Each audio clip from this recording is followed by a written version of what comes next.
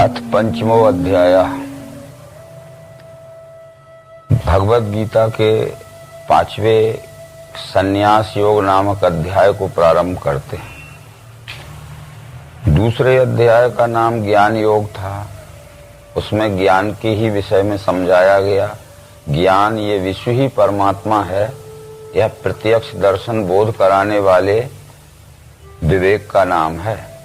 तीसरे अध्याय में कर्म का प्रतिपादन गया, यानी बिना ज्ञान के कर्म नहीं किया जा सकता और कर्म करने पर ही ज्ञान की पहचान होती है।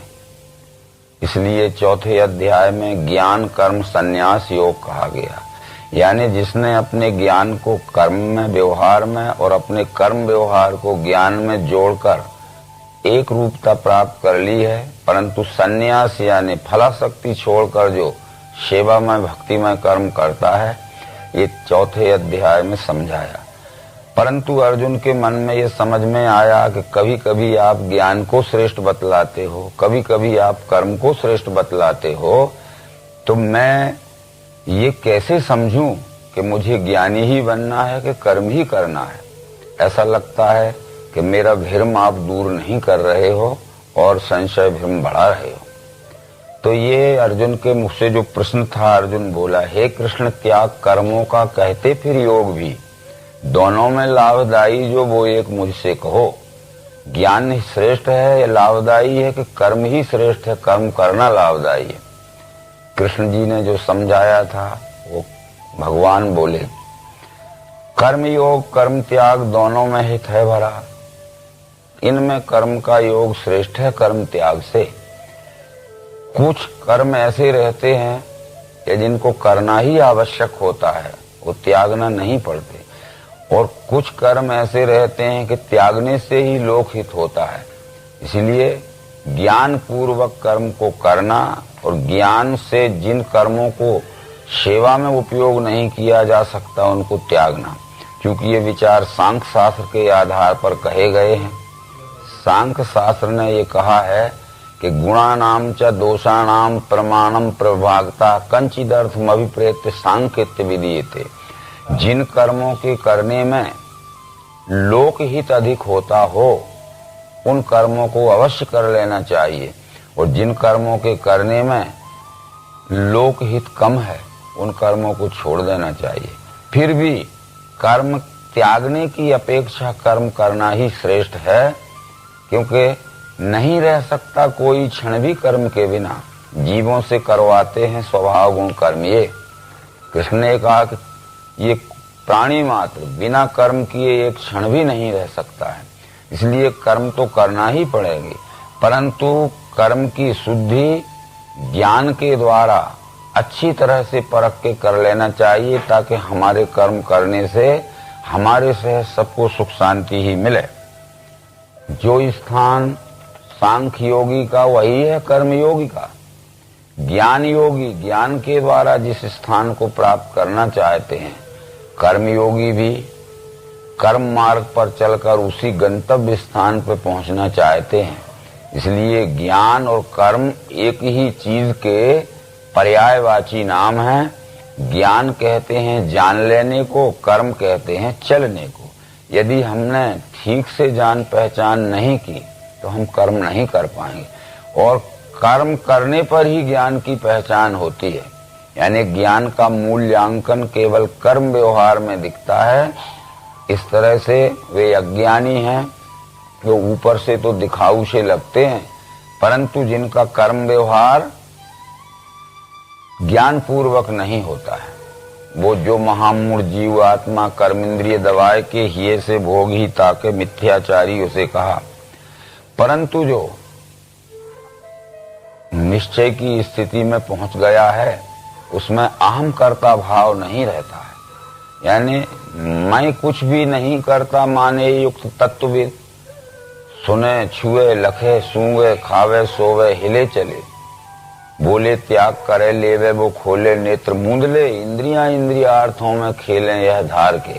उसके शरीर के, इंद्रियों के, मन के, बुद्धि के सब कर्म अपने सहित संपूर्ण प्राणी मात्र को सुख शांति पहुंचाने के लिए होते हैं, क्योंकि जिसको ये विश्व ही परमात्मा है, विश्व ही ब्रह्म है, इस निश्चय में स्थिति हो चुकी है। इसलिए ब्रह्म के ध्यान से कर्म जो करे फल त्याग के, पापों में वो नहीं डूबे जल में पदम पत्र ज्यों। ये विश्व ही ब्रह्म है, ऐसा वेद मंत्रों में कहा गया है। ओम ब्रह्म ही वेदम मृतम, पुरस्तात् ब्रह्म पश्चात ब्रह्म दक्षिणताश्चोत्तरेण अधा च ऊर्ध्वम पृष्ठम ब्रह्म वेदम विश्वमिदम वरिष्ठम। इस तरह विश्व रूपी परमात्मा, विश्व रूपी ब्रह्म को अच्छी तरह से देखकर जानकर इस विश्व रूपी परमात्मा की सेवार्थ जो कर्म करता है फलाशक्ति छोड़ के, तो लिप्यते नशा पापेन पदम पत्र में बाम विषा, वो उसको कर्म का दुखमय फल नहीं भोगना पड़ता है। वो पापों में इस तरह नहीं फंसता है जैसे पानी में उत्पन्न हुआ कमल का पत्र। ये कमल पत्र का उदाहरण दिया है जो अपने आप में एक ही है। ये कमल का पौधा पानी कीचड़ में होता है, उसी में बढ़ता है, उसी में जिंदा रहता है, उसी में फलता फूलता है। पर पानी में उसके पत्र को भिंगाना चाहोगे तो भींगता नहीं है। इसीलिए हमारा भी सांसारिक जीवन ऐसा होना चाहिए कि जिस संसार में हम हुए हैं, जिसमें रहते हैं, जिसमें जीवित हैं, जिसमें सब प्रकार के सुख भोग रहे हैं, मगर हम संसार से अलग हो गए जाएंगे तो हमारा एक क्षण भी अस्तित्व नहीं रह सकता। इस तरह से ये अनासक्त भाव से प्राणी मात्र के रूप में दिखने वाले अपने से सबको सुख शांति के सेवा के कर्म करना चाहिए। बहुत से विचार ऐसे थे जो दूसरे जगह आए हैं। जैसे एक पतंग रहती है, एक पतले से धागे में बंधी होती है, तब वो आसमान में तैरती है। यदि पतला धागा भी काट दिया जाए तो वो जमीन से ही नहीं उठ सकती, और मोटे रस्ते में बांध दी जाए तो भी नहीं उठ सकती। इसलिए इस मनुष्य को भी संसार में तो रहना है, परंतु इसकी आसक्ति अति अल्प होना चाहिए, और अति आसक्ति में फंस जाने से ये संसार में अपने जीवन को सुखमय नहीं बना सकता है। अयोगी को महाबाहु संन्यास दुख से सदे, योग युक्त मुनि को ही ब्रह्म तत्काल है मिले। अयोगी, योगी और योग युक्त, ये तीन शब्द भगवत गीता में आए हैं। अयोगी कहते हैं जिस जीव का अभी इस विश्व ब्रह्म से योग दर्शन नहीं हुआ है, तदात्मता का योग नहीं हुआ है, वो अयोगी है। परंतु जिस शरीरधारी मानव जीव आत्मा ने इस विश्व ही परमात्मा है, इसका दिव्य चक्षु योग से दर्शन करके एकात्मता का योग कर लिया है, वो योगी है। परंतु योगी हो जाने के बाद भी जो स्वकर्म द्वारा सेवा में लग गया है वो योग युक्त है। इसलिए योग युक्त मुनि को ही ब्रह्म तत्काल है मिले। जब हम विश्व से अपनी एकात्मता का योग कर लेते हैं और तदनुसार हम अपने स्वकर्म द्वारा व्यवहार के मार्ग पर चलने लगते हैं तो हम तत्काल ही उस ब्रह्म में तद्रूपता प्राप्त कर लेते हैं। ये श्लोक का आशय यही था। योग युक्त की पहचान है जो शुद्ध चित्त होता है, जिसकी इंद्रियां मन वश में होते हैं, और सर्वभूतात्मा कुर्मन्नपि न लिप्यते, वो भूतों में आपको देखे करे भी कर्म मुक्त हो। भूतों में यानी संपूर्ण दृश्य मात्र के छरा सर्वाणी भूतानी आपको यानी आत्म भाव से देखे, यानी पुरुषोत्तम भाव से। यहाँ त्रिपुटी भगवान श्री कृष्ण ने समझाई है। भूतों में यानी क्षर में आपको यानी अक्षर को देखे, यानी पुरुषोत्तम भाव से। तो अपने में ही आप जब देखता है तो सब प्रकार के कर्म करते हुए वो कर्म के फल बंधन में नहीं पड़ता है। इसलिए ये आगे की बात जो है, फलों को त्याग के योगी मिले अचल शांति में, अयोगी वासना से ही फल चाहे फिरा कहे। अब फल इच्छा त्याग जहाँ भगवत गीता में कहा गया है वो निष्काम सकाम भाव भगवत गीता में समझाए गए हैं। सकाम उसे कहते हैं कि हम जो कर्म करते हैं उसका सुखमय फल जो हमें मिलता है वो केवल हमारे व्यष्टि सुख भोग के लिए ही उपयोग होवे, इसका नाम सकाम है।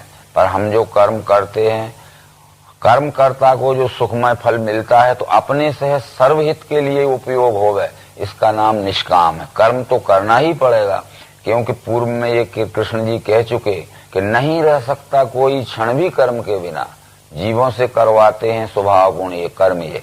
तो निष्काम सकाम का इतना ही भगवत गीता में विचार है कि जो अपने सुख स्वार्थ के लिए करता है वो सकाम है, और जो कर्म करते हुए उसका फल मिलता है, सर्वहित के लिए उपयोग करता है, वो निष्काम है।